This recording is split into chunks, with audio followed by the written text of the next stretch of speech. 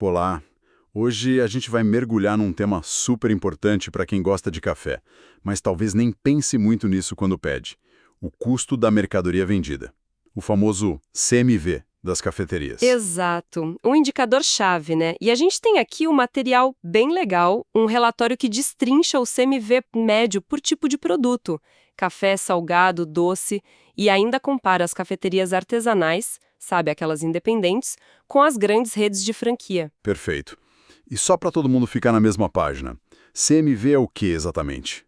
É o custo do grão, do leite. Isso, é o custo direto dos insumos mesmo. O grão de café, o leite, açúcar, o copinho, a farinha do bolo, queijo da empada, tudo que vai no produto final e na embalagem para ele chegar para o cliente. Entendi. Não entra aluguel, salário, nada disso. Não, não, é só o custo para fazer o produto. O que seria um CMV bom, né? Um CMV saudável? Por que isso é tão decisivo para o lucro? E claro, como isso muda de um café para um sanduíche e se faz diferença ser uma lojinha de bairro ou uma franquia gigante. Exatamente.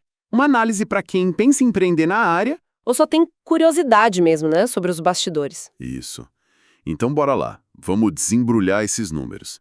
Para começar, existe um número mágico, assim, um alvo geral de CMV para uma cafeteria? Olha, mágico não existe, né? Mas o setor de alimentação como um todo, ele tem sim uma referência. Um CMV considerado bom, saudável, costuma ficar ali na faixa de 25% a 35% da receita bruta. 25 a 35%? É. Isso quer dizer que, a cada R$ 100 que entram, mais ou menos 25 a 35 reais foram gastos diretamente com os ingredientes e embalagens daquele produto vendido. Ok, essa é a referência geral. Mas e para as cafeterias, especificamente? É a mesma coisa? Então, para a cafeteria, a meta costuma ser até um pouco mais ambiciosa. O ideal é manter o CMV o mais baixo possível, claro, sem abrir mão da qualidade, né? O pessoal busca muito ficar ali na casa dos 30%, talvez até um pouquinho menos, do faturamento total. 30%. Isso. Consultores, benchmarks internacionais, tipo nos Estados Unidos, apontam muito para essa meta de 30%. E aqui no Brasil, como fica? A Brasel, que é a nossa associação de bares e restaurantes, ela até dá uma faixa um pouco maior, de 25% a 40%, porque tem muita variedade de negócio, né? Mas na prática, sabe, para ter uma margem bruta legal, o que a gente mais vê o pessoal mirando é mesmo nesses 30%. Entendi.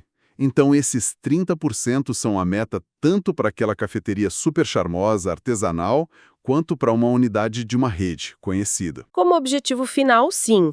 É interessante porque, por exemplo, franquias grandes como a The Coffee, elas divulgam que trabalham com o CMV médio, perto disso, uns 30%. Ah, interessante. E as cafeterias artesanais, se forem bem gerenciadas, também buscam essa mesma faixa, ali entre 25% e 35%. O alvo é parecido. O como chegar lá é que pode variar bastante. Legal. Agora sim, vamos pro coração da coisa. Como esse custo muda dentro do cardápio? Porque, imagino eu, um café puro não custa a mesma coisa para fazer que sei lá, um quiche, né? Começando pelo rei da casa, o café. Ah, o café. Esse é geralmente a estrela da rentabilidade. O CMV das bebidas de café, principalmente as quentes, é surpreendentemente baixo. Fica ali entre 15% e 25%, mais ou menos. 15 a 25%? Nossa, bem abaixo da média geral de 30% que você falou. Por quê? É simples, na verdade. Os ingredientes principais, o grão de café e a água, custam muito pouco comparado ao preço que a gente paga na xícara, né? Um expresso, um coado simples, pode ter um CMV lá embaixo, tipo 15%, 20%. Mesmo com leite, tipo cappuccino, latte. Mesmo com leite. O custo do leite adiciona um pouco, claro, mas ainda assim o CMV geralmente fica bem abaixo dos 30%. E aqueles cafés mais elaborados, com xarope, chantilly. Até esses, que levam mais coisa, né? Eles tendem a ter um CMV ainda controlado. Pode ser que cheguem mais perto dos 30%, mas dificilmente passam muito disso. E isso é ótimo porque permite uma margem bruta muito alta nessa categoria de cafés. Margem bruta alta. o famoso markup, né? Exato. A diferença entre o custo do insumo e o preço de venda pode ser gigante, tipo 80% ou mais sobre o custo. E essa margem alta do café acaba ajudando a bancar outros itens que custam mais caro para fazer. Entendi. O café puxa a média para baixo e ajuda a pagar a conta dos outros. E falando nos outros, como ficam os salgados? A coxinha, a empada, o pão de queijo, os sanduíches que acompanham o café. Aí a conversa muda um pouco. O CMV dos salgados, ele é naturalmente mais alto. Geralmente fica na faixa de 30% a 35%. Já bem mais perto da média geral, ou até acima. Sim, porque aí entram ingredientes que custam mais, né? Queijo, presunto, carne, frango. Fora a mão de obra do preparo, que a gente não conta direto no CMV, mas impacta a necessidade de ser eficiente. Quase o dobro do CMV de um expresso, então. Qual seria a meta aí? Não estourar quanto? Olha, a briga é para manter abaixo dos 35%. Se conseguir ficar mais perto dos 30% a 33%, ótimo. Mas para isso, o controle tem que ser muito, muito rigoroso. Porção certa, usar ficha técnica, evitar desperdício a todo custo. Qualquer descuido, aí o custo dispara. Entendi. E os doces? Bolo, torta, cookie? Onde eles entram nessa história? Os doces geralmente ficam ali, no meio do caminho ou até um pouco mais para baixo. O CMV costuma variar entre 25% e 30%. Um pouco menos que os salgados, normalmente. Ah, interessante. Por que essa diferença? É que muitos ingredientes básicos de confeitaria, farinha, açúcar, ovo, são relativamente baratos, né? O custo só sobe muito se a receita levar coisas muito nobres, tipo um chocolate importado, específico, muita castanha, fruta vermelha fora de época. Entendi. O relatório que a gente viu até cita um exemplo de um croissant que ficava com um CMV perto de 25,7%. A recomendação geral é tentar não passar muito dos 30%, 35% e, claro, controlar a perda, né? Aquilo que sobra no fim do dia. Certo. E para fechar as categorias principais? Bebidas geladas, tipo café gelado, chá, suco, os frappés. Essas aí têm um CMV um pouco mais, digamos, elástico. Geralmente fica entre 20% e 35%. Um café gelado simples ou um chá gelado pode ter custo baixo, parecido com os quentes, ali na faixa de 20%, 30%, mesmo com um copo maior, gelo. Mas quando entra mais coisa, tipo fruta, polpa, sorvete, aí muda, né? Aí muda, o custo tende a subir.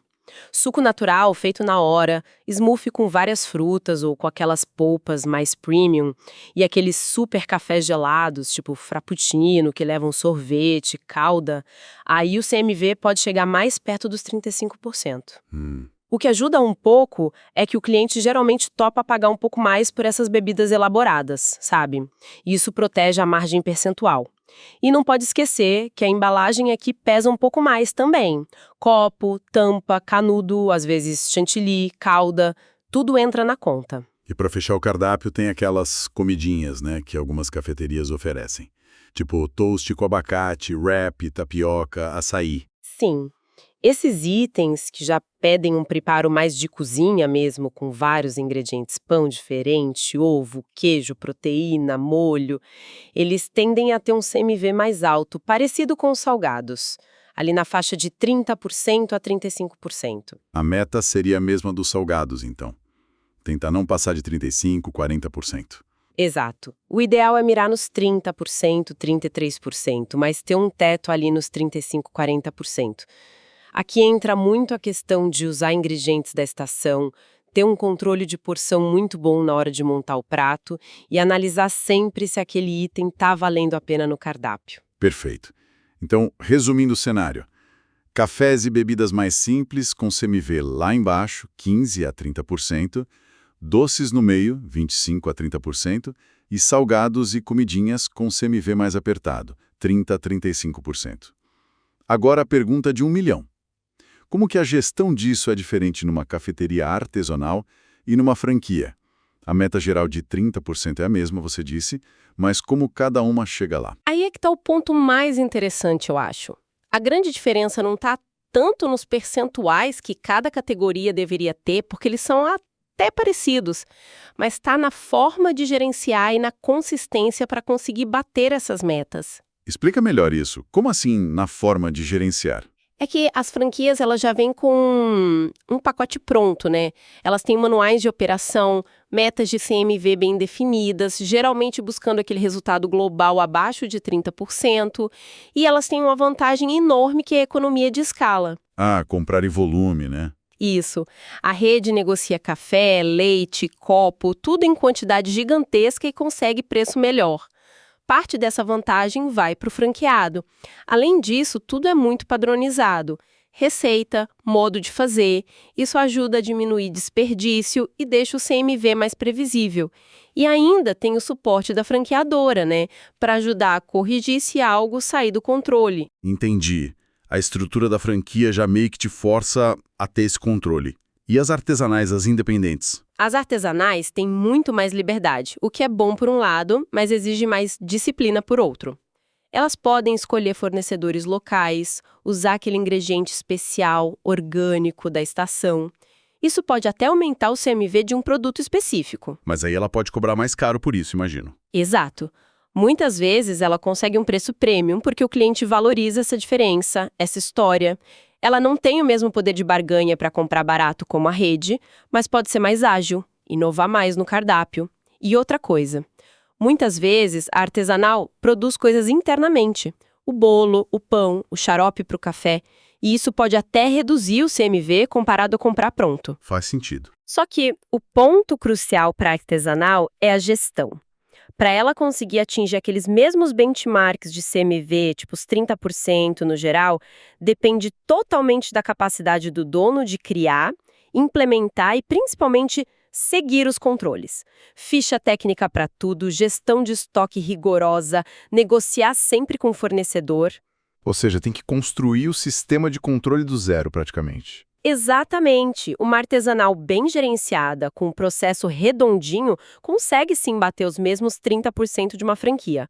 O perigo é a falta de processo, a gestão mais no olho, sabe? Aí o custo pode subir por desperdício, compra errada, estoque parado. Entendi. Então, não é que um modelo seja inerentemente melhor que o outro em termos de CMV potencial, mas a franquia entrega o como fazer mais pronto, enquanto a artesanal exige mais construção e disciplina do empreendedor. Perfeito. A execução da gestão é o que faz a diferença. E já que essa gestão é tão importante, principalmente para quem é independente, precisa montar tudo, quais seriam assim as dicas de ouro, as práticas essenciais que toda cafeteria deveria seguir para manter o CMV na linha? O material que a gente analisou aponta várias práticas que são, tipo, a base para a gestão de custo em qualquer negócio de comida, né? Dá para a gente agrupar em alguns pontos principais. Primeiro, o começo de tudo. Compras bem feitas e estoque na mão. Isso é pesquisar fornecedor, negociar preço, entender quando comprar, talvez comprar direto do produtor se der, e evitar aquela compra de última hora que sai caríssimo. E junto com isso, controlar o estoque. Saber o que entra, o que sai, fazer contagem direto. Isso evita perder produto por validade, ou por roubo, ou simplesmente por ter coisa demais parada. Compras e estoque. O básico bem feito.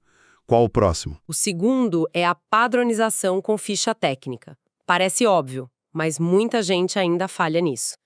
Cada item do cardápio tem que ter a sua receita oficial documentada. Quanto vai de cada ingrediente, como faz, quanto rende e o principal, quanto custa para fazer aquela porção.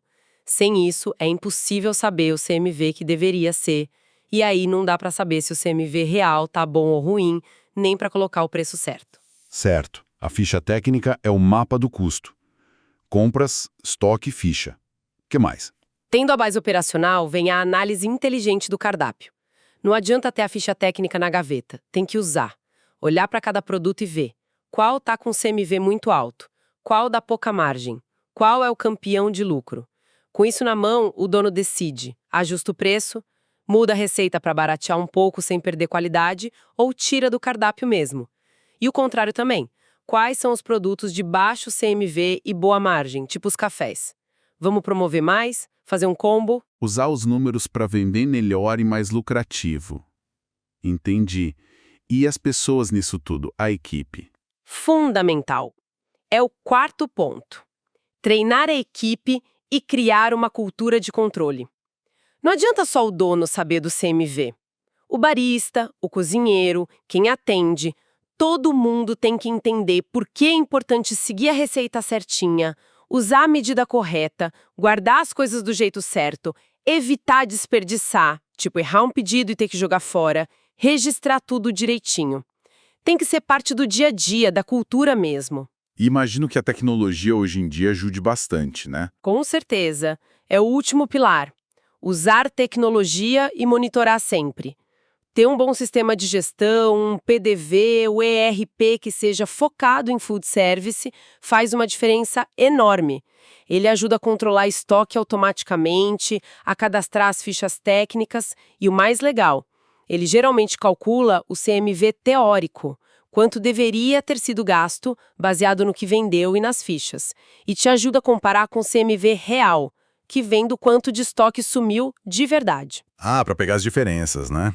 Desperdício, talvez até desvio. Exato! Se a diferença entre o teórico e o real tá grande, acende um alerta. Tem algum problema ali que precisa ser investigado. E monitorar isso de perto toda semana ou até todo dia permite achar e corrigir o problema rápido. Nossa, é um trabalho constante mesmo. Um ciclo que vai da compra até a análise do resultado, passando pela cozinha e pela equipe. Exige muita atenção. E no fim das contas, por que se dá todo esse trabalho com o CMV? Porque ele é tão vital assim para uma cafeteria dar certo. Porque ele é tipo um exame de sangue da operação e da saúde financeira. Manter o CMV geral perto daquela meta dos 30%, com as variações que a gente falou por produto, é o que garante que vai sobrar dinheiro à margem bruta para pagar todo o resto. Aluguel, funcionário, imposto, luz, água e ainda ter lucro. É a base para a empresa sobreviver e crescer. Se o CMV está sempre alto, lá para cima de 35%, 40%, é um sinal vermelho gritando. Alguma coisa está muito errada.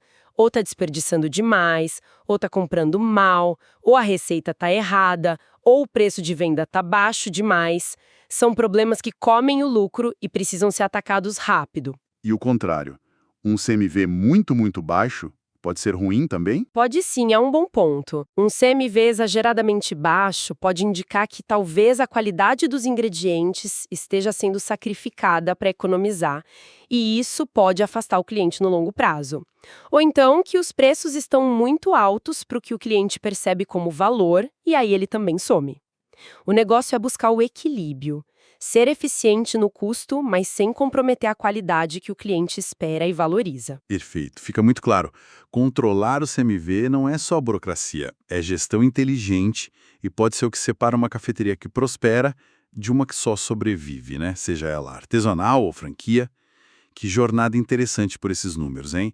Vimos que a meta geral do CMV fica ali nos 30%, mas que cada produto tem seu custo e o café é realmente o motorzinho da margem. E o principal? Que no fundo o sucesso, seja da franquia ou da artesanal, depende menos do modelo e muito mais da disciplina na gestão desses custos. Exato. A grande mensagem é essa, aplicando as boas práticas que a gente comentou, compra inteligente, estoque na unha, ficha técnica para tudo, análise de cardápio, equipe treinada e olho nos números o tempo todo, qualquer cafeteria consegue ser eficiente e rentável. Bater a meta de CMV abaixo de 30% é um desafio sim, mas é totalmente possível e é o que a gente vê nos negócios que dão certo. E para a gente fechar, fica sempre aquela provocação, né? Algo para a gente pensar depois daqui. Sim, e pensando em tudo isso, me veio uma questão. Além dessa matemática toda do CMV, como será que a experiência que a cafeteria entrega, sabe, o ambiente gostoso, o atendimento que te chama pelo nome, a história daquele café especial, a beleza do prato, como isso tudo entra na conta do valor que o cliente percebe? Boa pergunta. Até que ponto essa experiência, que muitas vezes é o grande diferencial da artesanal, consegue justificar e segurar as margens, mesmo que um bolo ali tenha um CMV um pouquinho maior, porque usa um chocolate incrível, ou é feito com mais cuidado, como essa coisa mais intangível, né, a marca, a história, a experiência, se conecta com a vontade do cliente de pagar e ajuda a fechar a conta da rentabilidade no final. Excelente reflexão, para a gente pensar na próxima vez que for tomar aquele cafezinho especial. Muito obrigado por essa análise tão completa e esclarecedora. Curadoria de conteúdo, roteiro, pesquisa e edição. Mauro Nogueira. Geração do podcast. Notebook LM. Produção Gestor BC.